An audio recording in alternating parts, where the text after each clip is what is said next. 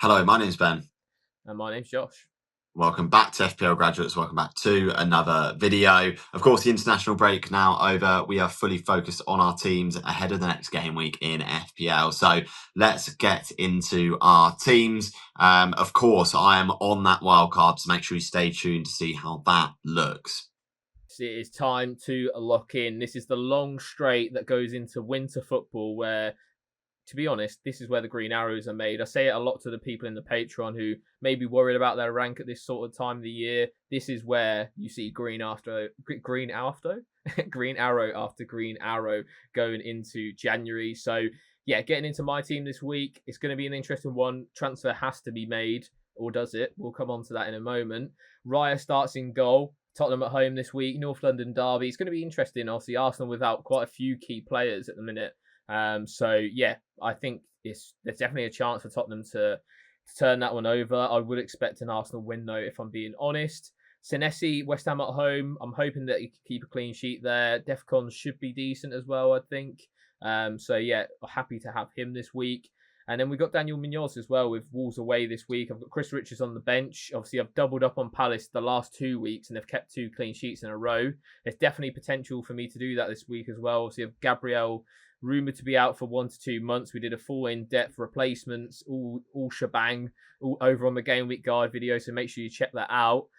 I could just maybe bench Gabriel this week, see how things go, avoid maybe the Newcastle fixture for City defensive assets, things like that, and reassess. The only issue with that, I might lose value in Gabriel because everyone and their nan's dog is going to be selling him this week ahead of Game Week 12 deadline.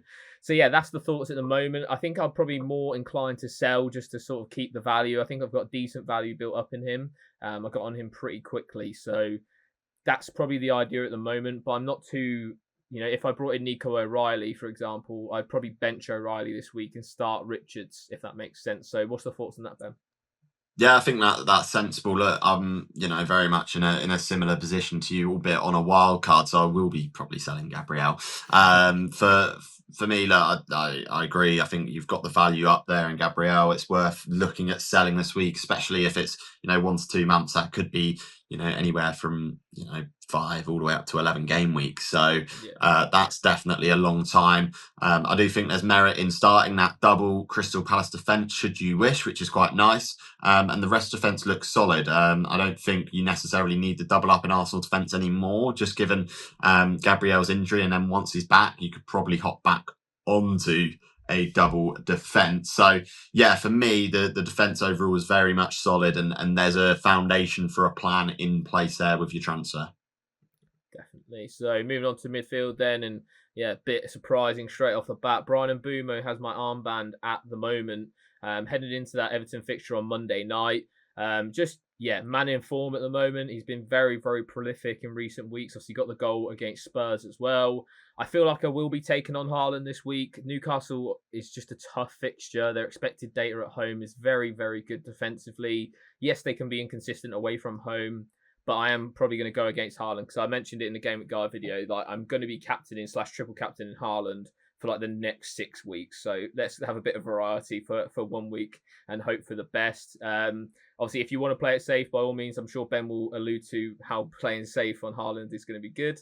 But yeah, for me, I'm going a bit different this week. And Bumo's leading the race at the moment. I don't have a Saka. If I did have a Saka, I probably would captain him this week. I quite like the look of the fixture from his point of view. But yeah, Mbumo's on it at the moment. Enjoying the same fixture away at United. United defensively have been terrible, so more than happy to have him this week. I think Defcon potential could be there as well with the amount of work he'll probably have to do with the wing backs, etc. It should be an interesting one to watch from that regard. Semenyo, off the back of a proposal, hopefully you can score some goals.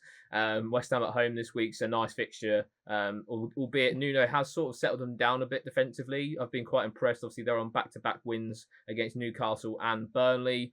Fernandes, should I captain Fernandes over Mbumo?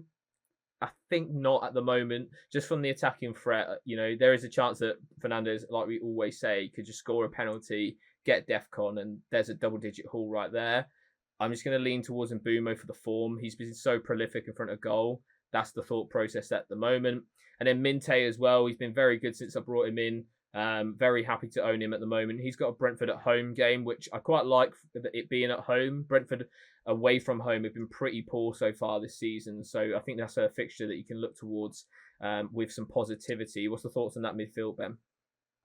Yeah, I mean, fairly solid midfield, and look, I do think it's a huge risk going against Haaland. Obviously in the form of his life at the minute, which for one of the best the best striker in the world, that is scary prospect to be going against.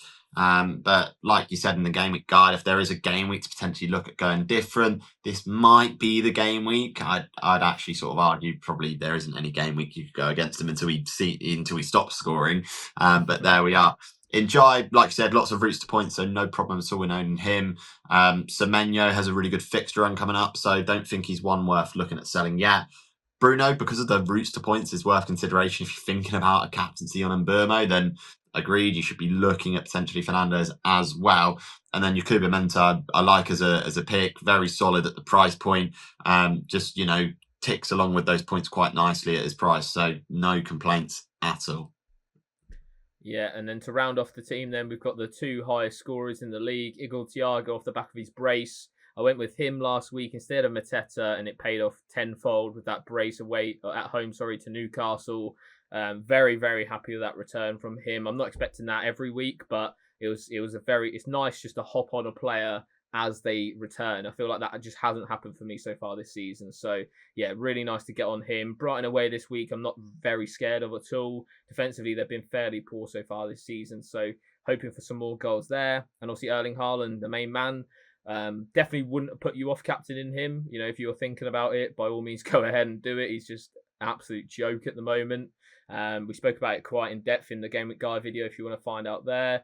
But yeah, for me, I'm just going to go against him just because it is going to be, you got to have some fun with it sometimes. So this is my bit of fun. Being able to wait until Monday night and have my captain and 3 players to go as well means that, the red arrow won't be solid and confirmed until Monday night at the very, very latest. So hopefully it won't be too bad. What's the thoughts on that front line, Ben?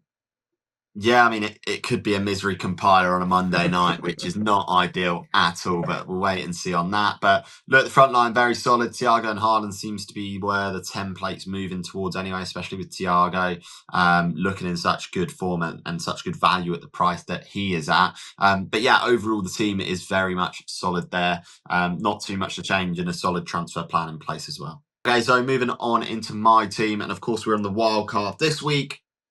The wildcard was put together before the Gabriel injury, so there is potential here to make a couple of tweaks and changes, which is good. In goal, we've got Petrovic for Bournemouth's really good fixture run coming up. Of course, a lot of managers like Josh would have owned Senesi. I haven't this season, which feels like I've missed the boat a little bit with the DEFCONs, etc. So it could be him. It could be Truffer as well, who I quite like as an attacking fullback to have in the team there. So, West Ham at home is a good fixture. So the initial plan was a double up of Arsenal defence, Timber and Gabriel. With Gabriel being out injured, it's definitely a sell for me. Who I bring in is going to be sort of a bit of a toss-up. I'm very much tempted to drop Gabriel all the way down to a £4.5 million defender that I can play this week. And as you can see, I benched Nico O'Reilly on the bench this week. So having a playable 4.5 million defender might be the play so I can invest that money into the midfield or strike force. Because I do think that there's value now in going against the double Arsenal defence. So I might just do that with my team. Of course, there is also consideration to maybe even look at a Liverpool defender if I feel like they are turning a corner in terms of their defensive actions. So yeah, like I said, Timber and Richards rounds off the defence. Really happy owning both of those. Timber and Richards both a lock in my wild card at this given time. With Richards, I feel like he matches the points output of Munoz with far less impetus on getting attacking returns. So yeah, fairly happy to own him and not quite sort of brave enough to go on the double up defence. Josh, what's the thoughts on the defender? Yeah, I like it. It's a good sort of template to it. I think Timber is by far the best Arsenal asset right now in terms of defensive one. Richards as well, like you mentioned, you can save a lot of money by going him over Munoz, and chances are that he's going to probably, over a long period of time, score very similar to Munoz. So yeah, can't complain with that. Love Nico O'Reilly's top of my shopping list, I think, this week at the moment for that Gabriel replacement. A little bit risky, yes, but I think, as long as you've got coverage for the next 3 weeks, then you should be good to go. Gabriel replacement, it's a tough one. There's a lots of options, which makes it quite nice that there's not sort of a template pick. I think a lot of people will go Van Dijk, but personally, I am gonna swerve that one just because it's Liverpool defence at the moment. Heaven's an interesting one. Obviously, I presume he's the cheapest defender that you can buy. Yeah. So yeah, I think there's definite value in maybe getting a Twanzebe maybe for I don't know how much more, maybe 0.1 more or so. Yeah, If you've got someone who's playing.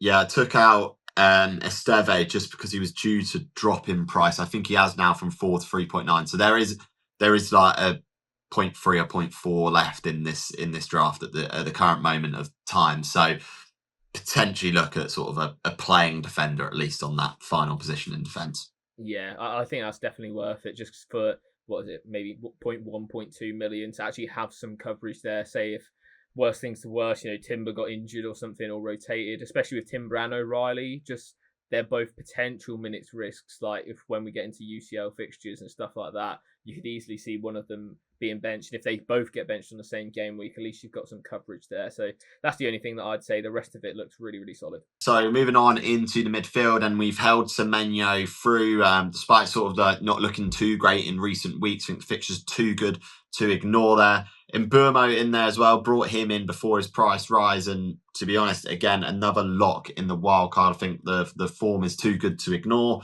The same we said for Saka, had him in before even wild card and won't be going sort of anytime soon. So for that Tottenham away fixture, looks to be very, very good. And then Minter, as Josh said, ticks along very nicely, good price point. And with the potential Gabriel money, I may then be able to upgrade Josh King to maybe a Ismail Assar, even as far maybe as Cunha or Gakpo, dependent on where I shift the funds and whether I look to downgrade one of my free strikers in this team. Josh, what's the thoughts then on the midfield? Yeah, the starting four are great. I think they're sort of very template at the moment. Most managers will own at least maybe three out of the four of them, maybe two out of the four of them. King's an interesting one. I think Freddie Potts is good value as well at 4.5 or 4.4. Both probably similar sort of minutes, and I think you'll probably get a more consistent floor out of Potts with potential defcons. I think he picked it up in the first half, if I'm not mistaken, of their last fixture. So yeah, definitely quite like him. Josh King as well, probably been very unlucky not to return so far this season, but fixtures are coming for Fulham. It's just whether you think that they can sort of turn it around. I've been fairly disappointed with them so far this season in terms of their results. Like, they've been maybe a bit unlucky in some games, but yeah, I'd expect better from them going forwards under Silva. Okay, so moving on to the strike force, and we've gone boring and simple with Erling Haaland on the captaincy. Fairly locked in with that, I think it's fair to say. Mateta is an interesting one. On my initial wildcard draft, he wasn't in. Then he was due to rise, so I brought him in just in case I wanted to have him in. I'm anticipating that I could actually downgrade Mateta to a dead spot in my team. Of course, upgrade Heaven, upgrade King, and play a 5 midfield formation, which I think there's genuine value in playing this week. So and for the foreseeable as well. So there's definitely some consideration there to be doing that. And then Thiago, again, very much a lock in the wild card draft because he is such good value. So a really interesting conundrum for me. I'm not 100% sold on going with Mateta. Yes, the stats have looked really good, but there's been a couple of games where that's been massively inflated. So for me, still considering whether I'm debating whether that 8 million or so is worth investing in a Crystal Palace attacker. So for me, I'm leaning more towards not having in this wildcard draft than actually sort of having him, which is really interesting. I've very much sort of been keeping an eye on price rises over this international break and bringing in players that I can catch rises and hopefully build a little bit of team value there as well. So Josh, what's the thoughts on the strike force, and is there a case to go with a 5-man midfield over a 3-man strike force? I think there's value in doing it. I think the 4-5-1/4-4-2 will become a lot more playable over the Christmas period. You've got to factor in as well with Palace, they're in the Conference League. Mateta's not really getting rotated in and out of that. So yeah, another probably con for Mateta. I do still think he's a very good asset and that he will return over the next few weeks. It's just whether you can get more points for your money, like you mentioned with the upgrades elsewhere. So I definitely think it's worth thinking about. And like I say, like if I was on a wild card right now, I probably would be setting up in a a 4-back formation, to be quite honest, just because we've seen so far this season how good defenders have been. I think the top scoring player has been a defender. I think it's like 7 out of the 11 weeks so far. It's been something crazy like that. So yeah, definitely worth some consideration. Okay, then so that wraps up our team reveals for game week 12. Obviously, Ben massively on a wild card. He'll post his final wild card to Patreon members, so make sure you do check out that link in the description. Yeah, it's going to be an interesting game week. This, I think, a few more things have cropped up than people imagined heading into this break. Yeah, absolutely. And yeah, as always, please remember to like, comment, and subscribe to the FPL graduates. I've been Ben. I've been Josh. We'll see you guys next time. Have a good game week, everyone.